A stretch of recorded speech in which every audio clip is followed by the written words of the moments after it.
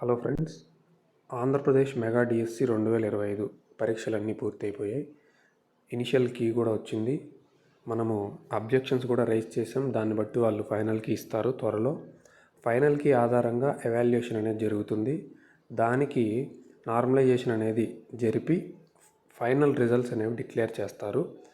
ఎవరైతే selected candidates ఉంటారో వాళ్ళు ఆగస్టు కల్లా సర్టిఫికేట్ వెరిఫికేషన్లు పూర్తయిపోయి జాయిన్ అవ్వాలి అనే దృక్పథంతో ప్రభుత్వం కూడా చర్యలు చేపడుతున్నట్లుగా మనం న్యూస్లో గమనిస్తూ ఉన్నాము. ఈసారి 65, 70, 75 వచ్చిన వాళ్ళు చాలా ఎక్కువ మంది ఉన్నారు.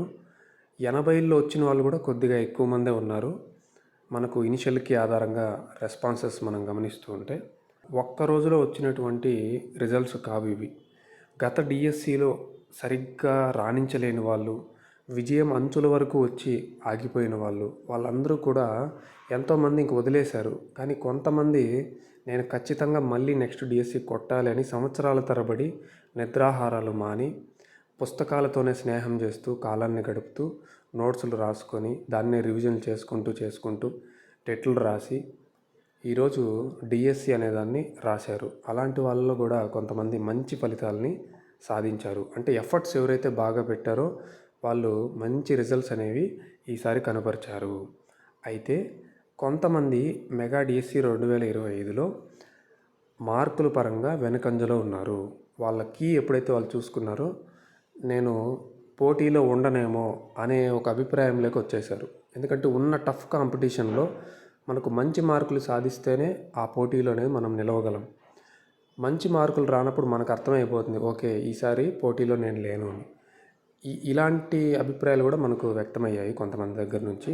నా ఫ్రెండ్స్లో కూడా వాళ్ళు కొన్ని రీజన్స్ చెప్తున్నారు. అంటే ఎగ్జామ్ టైంలో హెల్త్ కొంచెం బాగాలేకపోవడం ఇదొక రీజన్ అయితే, ఇంకొంతమంది ఏం చెప్తున్నారంటే ఎగ్జామ్ టైంలో వాళ్ళు టెన్షన్ పడడం, ఒక 2 రోజుల ముందు కానీ, ఒక 1 వీక్ ముందు కానీ, లేదా కరెక్ట్గా ఎగ్జామ్ రాస్తున్నప్పుడు కానీ ఎక్కువ టెన్స్కి గురయ్యి తెలిసిన బిట్లు కూడా మర్చిపోవడము, రాంగ్ పెట్టడము, దీని ద్వారా కూడా మార్కులు వాళ్ళు చాలా పోగొట్టుకున్నారు. ఎవరైతే ఫస్ట్ టైం రాస్తుంటారో అలాంటి వాళ్ళల్లో ఈ ఫీడ్బ్యాక్ అనేది మనకు కనిపించింది. ఇంకొంతమంది ఏం చేశారంటే నోటిఫికేషన్ రాదులే అనేటువంటి ఒక ఆలోచనలో ఉండి చదవడం వదిలేశారు.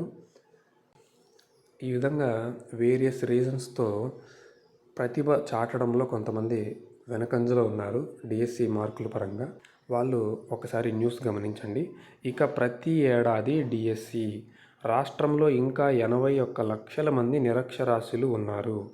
100% అక్షరాస్యత సాధనకు అక్షర ఆంధ్ర కార్యక్రమము, విద్యాశాఖ సమీక్షలో మంత్రి నారా లోకేష్ అనేటువంటి ఒక న్యూస్ మనకు ఈనాడు పత్రికలో ఇది శనివారం జూన్ 7, 2025లో వచ్చింది. శనివారము జూన్ 7, 2025 తేదీన వచ్చినటువంటి న్యూస్ ఇప్పుడు మీరు స్క్రీన్ మీద చూస్తున్నారు.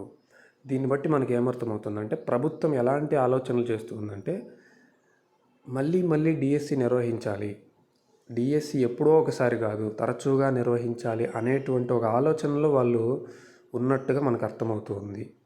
ఇందువల్ల ఏం చెప్తున్నానంటే ఇప్పుడు ఎవరైతే డిఈడి కోర్సులో జాయిన్ అయ్యారో, బీఈడి కోర్సు ఎవరైతే ఉన్నారో ఫస్ట్ ఇయర్ కానీ సెకండ్ ఇయర్ కానీ, లేదు రీసెంట్గా పూర్తయిన వాళ్ళు, లేదు ఈ డిఎస్సి ఫస్ట్ అటెంప్ట్ ఇచ్చిన వాళ్ళు, పూర్తిగా చదవకపోయినా సరే డిఎస్సి అంటే ఎలా ఉంటుందో చూద్దాము అని అటెంప్ట్ చేసిన వాళ్ళు, లేదు సగం ప్రిపరేషన్తో వెళ్ళిన వాళ్ళు, ఇలాంటి వాళ్ళందరికీ కూడా నేను ఏం చెప్తున్నానంటే నెక్స్ట్ టెట్ నెక్స్ట్ డిఎస్సికి అందరూ చేసినటువంటి తప్పు మీరు చేయొద్దు.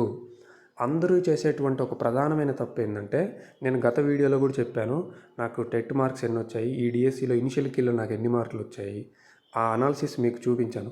అన్ని మార్కులు రావడానికి కారణం ఏంటంటే ఇది ఒక రోజులో వచ్చేటువంటిది కాదు. ఎందుకంటే ఎన్నో పుస్తకాలు ఉన్నాయి, విద్యా దృక్పథాలు పుస్తకాలు చదవాలి, మెథడాలజీస్ ఒక్క బుక్ కాదు చాలా బుక్స్ చదవాలి, కంటెంట్ 3 to 8, ఇంకా డిఫికల్టీ లెవెల్ 9, 10 అన్నాడు కాబట్టి అవి కూడా చూసుకోవాలి.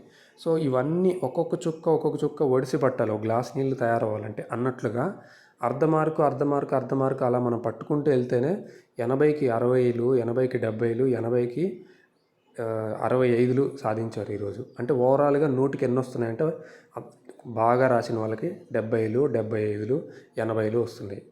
85లు కూడా వచ్చాయి కొంతమందికి. కాబట్టి లాంగ్ టర్మ్లో ఒక గోల్ పెట్టుకోండి. సో నెక్స్ట్ డిఎస్సి, ఇప్పుడు ఈ డిఎస్సి జూన్లో జరిగింది కదా 2025లో, నెక్స్ట్ డిఎస్సి మళ్ళీ నెక్స్ట్ జూన్ అని ఒక టార్గెట్ పెట్టుకోండి.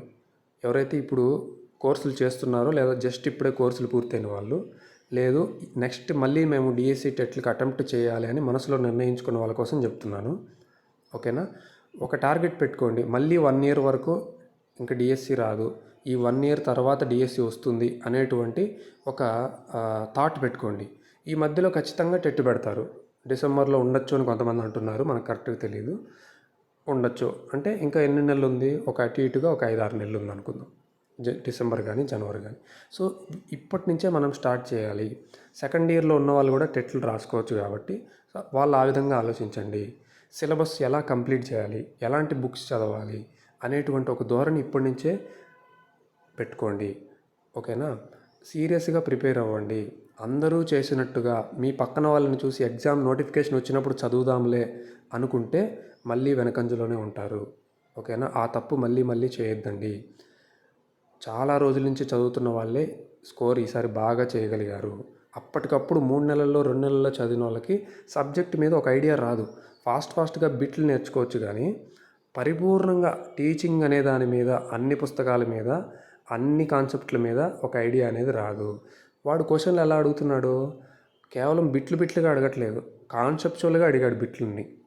అంటే ఎవరికైతే కాన్సెప్ట్ తెలుసో వారు మాత్రమే పెట్టగలిగేలాగా, సరైనది ఏంటి, సరికానిది ఏంటి, మల్టిపుల్ స్టేట్మెంట్లు ఇచ్చి ఇందులో ఎన్ని కరెక్టు, ఇందులో ఎన్ని రాంగు, ఈ విధంగా అడిగాడు. కాబట్టి నెక్స్ట్ ఎగ్జామ్స్కి ఎవరైతే ప్రిపేర్ అవ్వాలి అనుకుంటున్నారో ఇప్పటి నుంచే ఒక రోడ్ మ్యాప్ తయారు చేసుకోండి. ఏ నెలలో ఏ సబ్జెక్టులు పూర్తి చేయాలి, ముందు ఏ మెటీరియల్ చదవాలి, ఏ బుక్స్ చదవాలి అనేటువంటి ఒక ప్లాన్ అనేది ఏర్పాటు చేసుకోండి. ఒకవేళ మీకు ఏ బుక్స్ చదవాలి అనేది మీకు అర్థం కాకపోతే నాకు తెలియజేయండి. నేను తదుపరి వీడియోలో నేను ఏ బుక్స్ ఫాలో అయ్యాను అనేటువంటి ఒక వీడియో నేను చేయాలని అనుకుంటున్నాను. మీకు అవసరమైతే నేను ఖచ్చితంగా చేస్తాను. ఓకేనా? దాన్ని బట్టి ఏ బుక్స్ చదవాలో ఒక ఐడియా గీసుకొని ఆ బుక్స్ చదివి నోట్స్లు అనేవి తయారు చేసుకొని వాటిని రివిజన్ చేస్తూ ఉన్నప్పుడు టెట్ ఎగ్జామ్ పడినప్పుడు వెంటనే మరొకసారి రివిజన్ చేసేసి మీరు ఎగ్జామ్ అటెంప్ట్ చేయొచ్చు. ఇక డిఎస్సి అంటారా, టెట్కు డిఎస్సికి ఆల్మోస్ట్ సేమ్ ఉంటుంది. కాకపోతే పేపర్ స్టాండర్డ్ అనేది డిఎస్సిలో ఎక్కువగా ఉంటుంది. ప్రశ్నల యొక్క కఠినత స్థాయి అనేది డిఎస్సిలో ఎక్కువగా ఉంటుంది, టెట్లో తక్కువగా ఉంటుంది. ఓకేనా? ఇంకో విషయం ఏంటంటే పిఐఈ అనేది మనకు పర్స్పెక్టివ్స్ ఇన్ ఎడ్యుకేషన్ అనేది డిఎస్సిలో మాత్రమే ఉంటుంది. ఇంకో విషయం ఏంటంటే ఐసీటీ అనేది మనకు టెట్లో మాత్రమే ఎక్కువ ప్రాధాన్యతను కలిగి ఉంటుంది. ఇలా మైనర్ చేంజెస్ ఉంటాయి, కానీ మేజర్గా కంటెంట్స్, మెథడాలజీస్ ఇవన్నీ కూడా సేమ్గా ఉంటాయి. కాబట్టి దీన్ని మీరు దృష్టిలో ఉంచుకొని మళ్ళీ డిఎస్సి ఖచ్చితంగా ఉంటుంది అనే ఒక దృఢ సంకల్పంతో మీరు నమ్మి మీ ప్రిపరేషన్ని కొనసాగించండి. నేను ఫిబ్రవరి 2024 టెట్ రాశాను. అప్పుడు నాకు మార్కులు అనేవి కేవలం 130 వచ్చాయి, 150కి 130 వచ్చాయి. కానీ తర్వాత అక్టోబర్లో టెట్ జరిగింది. ఈ గ్యాప్లో నేను మళ్ళీ చదువుకుంటూ ఇంప్రూవ్ అవుతూ వచ్చాను. నాకు 140 వచ్చాయి అక్టోబర్లో టెట్లో. తర్వాత నేను మళ్ళీ రిలాక్స్ అయిపోలేదు. మళ్ళీ ఖచ్చితంగా డిఎస్సి పడుతుంది 2025లో అని నేను బలంగా నమ్మి నేను చదువుకుంటూ వచ్చాను. కాబట్టి ఈరోజు నేను డిఎస్సిలో మంచి మార్కులు అనేవి సాధించాను. అంటే టోటల్గా చెప్పాలంటే ఒక 1 ఇయర్ పట్టింది నాకు మొత్తం అన్నీ కూలంకషంగా అందులో ప్రతి పుస్తకంలో ఏముందో చూసి దాన్ని అర్థం చేసుకొని, నేర్చుకొని, నోట్స్ రాసుకొని, రివైజ్ చేయడానికి డిఎస్సి టైం వరకు నాకు 1 ఇయర్ పట్టింది. కాబట్టి ఎవరైతే నెక్స్ట్ అటెంప్ట్ చేయాలి అనుకుంటున్నారో టెట్ డిఎస్సి, మినిమం 6 నెలలు, 8 నెలలు, 1 ఇయర్ తీసుకోండి. ఇప్పటి నుంచే స్టార్ట్ చేయండి. ఖచ్చితంగా మరో డిఎస్సి ఉంటుంది, టెట్ ఉంటుంది అని నమ్మండి. టెట్ పడిన తర్వాత చదవడం కాదు, టెట్ పడకముందే ప్రతిరోజు కూడా దానికి సమయం కేటాయించి స్టాండర్డ్ మెటీరియల్స్ అనేవి ఎగ్జామినర్ ఏ ప్యాటర్న్ ఫాలో అవుతున్నాడో, ఏ బుక్స్ ఫాలో అవుతున్నాడో అది కనుక్కోవాలి ఫస్ట్. అది కనుక్కొని దానికి అనుగుణంగా మన ప్రిపరేషన్ అనేది కనుక మనం స్టార్ట్ చేసి ఆ రకంగా మనం ముందుకు వెళ్తే ఖచ్చితంగా ఎగ్జామ్ పడిన రోజు అందరి వలె నువ్వు టెన్షన్ పడద్దు, అందరిలాగా నువ్వు టెన్షన్ పడవు. ఎందుకంటే నువ్వు ఆల్రెడీ ప్రిపేర్ అయ్యావు. ప్రిపేర్ అయిన వాడికి ఎలాంటి భయము ఉండదు. నోటిఫికేషన్ ఇచ్చిన తర్వాత 30 రోజులు ఇచ్చినా, 40 రోజులు ఇచ్చినా వాడు ఆల్రెడీ చదివేసి ఉన్నాడు కాబట్టి జస్ట్ రివిజన్ చేసుకుంటాడు, ఎగ్జామ్కి వెళ్తాడు. ఓకేనా? అందరూ చేసినటువంటి మిస్టేక్ని మీరు చేయొద్దు. ఓకేనా? టీచింగ్ కెరీర్ని ఎవరైతే ఎంచుకుంటున్నారో ఫ్రెష్గా ఎవరైతే డిఈడి బీఈడీలు చేస్తూ యాస్పైర్ అవుతున్నారో మెగా డిఎస్సి 2025 నుంచి మనం నేర్చుకోవాల్సిన ఒక ముఖ్యమైన పాఠం ఏమంటే నోటిఫికేషన్ రాకముందే చదవాలి. ఇది ఒక పెద్ద పాఠం. నోటిఫికేషన్ నేర్పించినటువంటి ఒక పాఠం ఏంటంటే ఎగ్జామ్కి ముందే మనం చదివి ఉండాలి, నోటిఫికేషన్ ఇచ్చిన తర్వాత చదవకూడదు అనేటువంటి ఒక పెద్ద సూత్రమే ఇక్కడ కీగా మారింది ఈసారి. కాబట్టి ఇది నేను మీతో చెప్పాలనుకుంటున్న విషయం. ఖచ్చితంగా డిఎస్సి అనేది మళ్ళీ జరుగుతుంది. ఇప్పటి నుంచే మీరు దాన్ని నమ్మండి, దానికోసం మీరు చదవండి. కాకపోతే ఎఫర్ట్స్ అనేవి 100% ఉండాలి. ఒక్క పోస్ట్ ఉన్నా అది నాదే అన్నట్టుగా చదవాలి. ఎలా చదవాలి? ఒక్క పోస్ట్ ఉన్నా అది నాదే అంత కాన్ఫిడెన్స్లో చదివితేనే జాబ్ అనేది మనం సాధించగలము. ఓకే, మరొక అప్డేట్తో నేను నెక్స్ట్ వీడియో అనేది చేస్తాను. Thank you.